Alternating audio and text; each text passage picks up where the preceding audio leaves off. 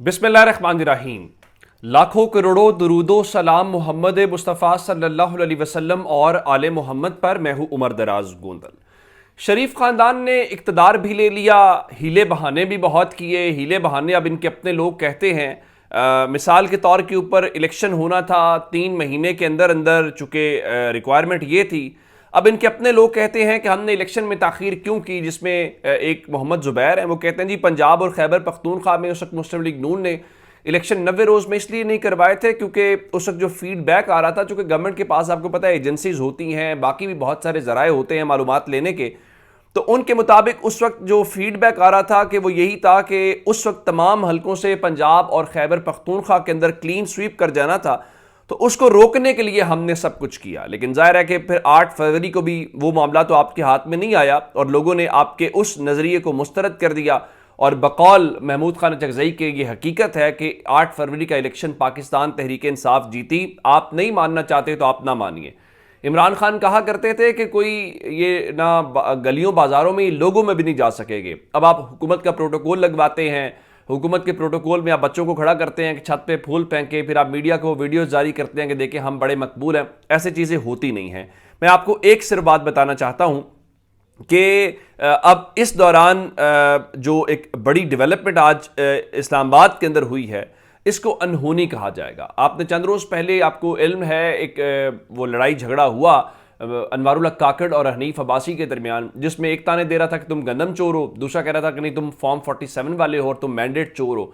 तो वो कैसर शरीफ साहब तर्जुमान जमात इस्लामी के हैं, वो बड़ा एक अच्छा जुमला उन्होंने ट्विटर के ऊपर लिखा उनका कि लग ये रहा है कि हाल की घड़ी दोनों ही सच बोल रहे हैं और दोनों से इख्तलाफ नहीं किया जा सकता। लेकिन उसके बाद अब जो शरीफ ख़ानदान है, मेरा ख्याल है ये उनके लिए एक और एम्बेरसिंग मोमेंट है और इस्लामाबाद के अंदर उनके घर का एक फ़र्द अवाम के हत्थे चढ़ गया और फिर क्या हुआ वो एक अलग कहानी है। ज़ाहिर है उसकी एक जो वीडियो है वो भी मंजर आम पे आ गई है और उस वीडियो में देखा जा सकता है कि इस्लामाबाद के एक मकामी होटल के अंदर वहाँ पे मौजूद थे कैप्टन सफदर, और कैप्टन सफदर के साथ क्या हुआ मैं आपको वो वीडियो जो है पहले वो दिखा देता हूँ और वीडियो देखने के बाद जो है ये मनाजिर आप ज़रा देख लीजिएगा। ये कैप्टन सफदर आपको दिखाई दे रहे हैं, बाकी बात जो है वो हम बाद में करते हैं। अच्छा, ये जो वीडियो आ रही है उस वीडियो में हुआ क्या है, उस वीडियो में ज़रा थोड़ा सा मैं आपको ज़रा पीछे करके दिखाता हूँ। ज़रा आपको यहाँ पे कैप्टन सफदर वापस मुड़ते हुए दिखाई दे रहे हैं। ये हाथ के इशारे से आपको इल्म हो रहा होगा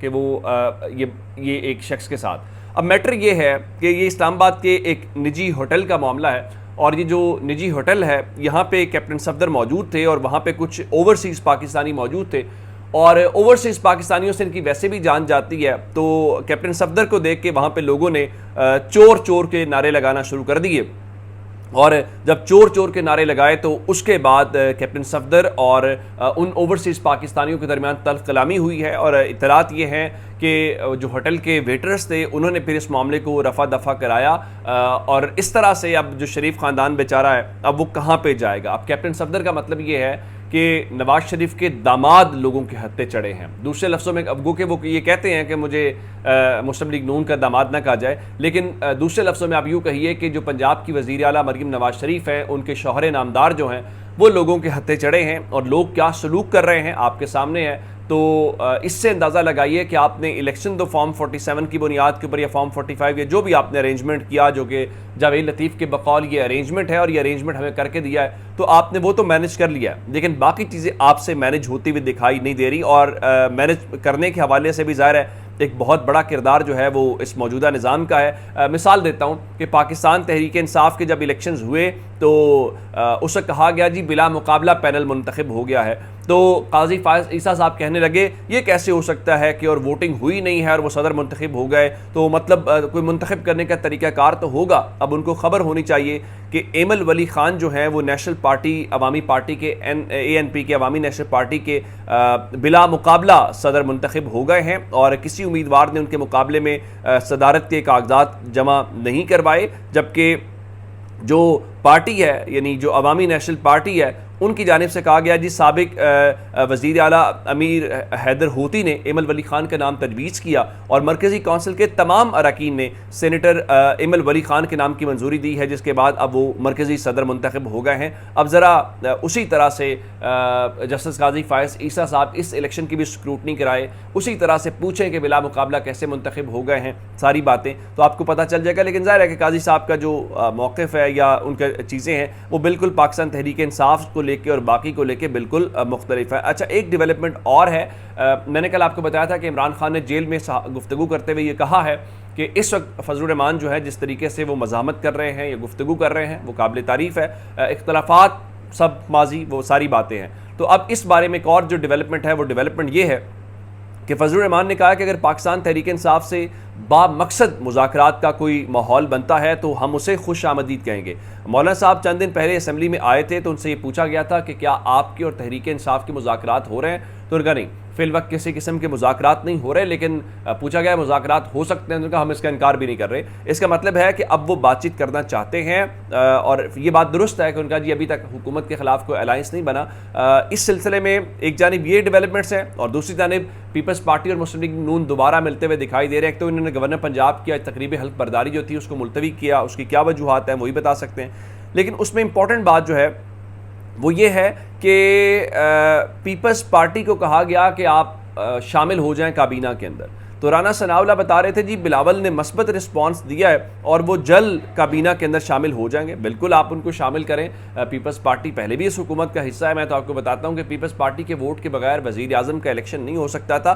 तो आप इसको इस तरह से वो नहीं कर सकते। आप तो हुकूमतें क्या, आप तो निगरान हुकूमतों को भी आपने नवाजा, आपने मोहसिन नकवी को नवाजा, आपने अनवारुल हक काकड़ को नवाजा। अब तो इत्तलात ये हैं कि वो मुज़म्मिल असलम साहब जो हैं वो कह रहे थे कि शायद अनवारुल हक काकड़ वज़ीर ख़ारजा बनना चाहते हैं। वज़ीर ख़ारजा क्या, वज़ीर आज़म उनको बनाए, इतने कॉम्पिटेंट है। पंजाब के अंदर जो किसानों का कत्लेआम उन्होंने मौशी किया है, उसके बाद तो उनका ये बनता है। अच्छा, अब एक चीज़ आपको बताऊँ, 9 मई करीब आ गया है, चूँकि आज 5 तारीख है, 5 मई है, तो एक तो वो वीडियो पैगामात आ रहे हैं आज स्पोर्ट्स से जुड़े हुए जो लोग हैं, जिसमें कप्तान हॉकी के साबिक जो हैं सलाहुद्दीन उनका और जो सुहेब मकसूद हैं जो क्रिकेटर हैं उनका और एथलीट शजर अब्बास का आज एक पैगाम आया जिसमें वो कहते हैं कि 9 मई के जो वाक़यात हैं उनको 1 साल मुकम्मल हो गया है, मगर दिल आज भी दुखी है। तोड़ फोड़ में मुलविस अनासर के खिलाफ फौरी कार्रवाई की जाए और पाक फ़ौज जो है ख़तरात से निमटने के लिए हमेशा तैयार रहती है।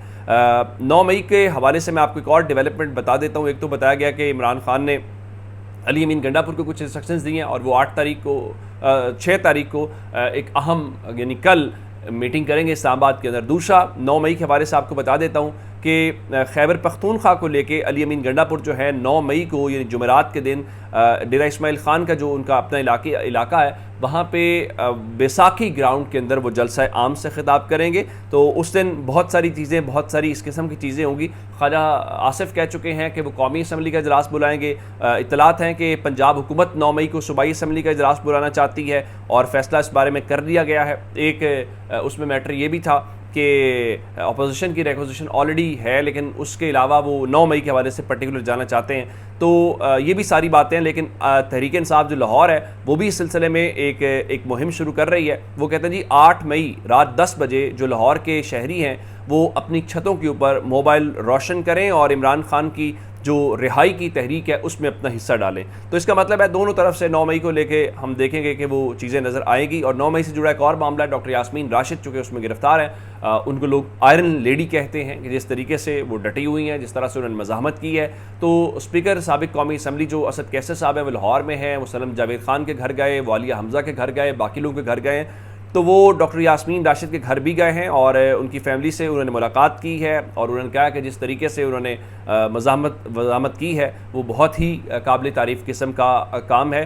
तो मेरा ख्याल है ये अच्छी बात है। तहरीक इंसाफ को अपने कारकुनान के साथ खड़े होना चाहिए। जो ड्यू प्रोसेस ऑफ लॉ है वो अपनी जगह के ऊपर चले, लेकिन सियासी जमातों को अपने कारकुनान को डिसऑन नहीं करना चाहिए। क्या किरदार है, क्या चीज़ें हैं, वो वक्त और तारीख़ तय करती है और वो बाद में पता चलेगा। जनरल ज़िया के दौर में भी बहुत सारे वो ऐसे जराइम थे, लेकिन बाद में जो तारीख़ ने तय किए तो वो इससे बिल्कुल अलग थे। एक ख़बर और है, एक वाक़या पेश आया था पिछले दिनों बहावलपुर के अंदर, आपको अगर याद हो तो उसके बाद अब एक वहाँ पे बताया गया था कि बड़े भाई और छोटे भाई का मसला हो गया।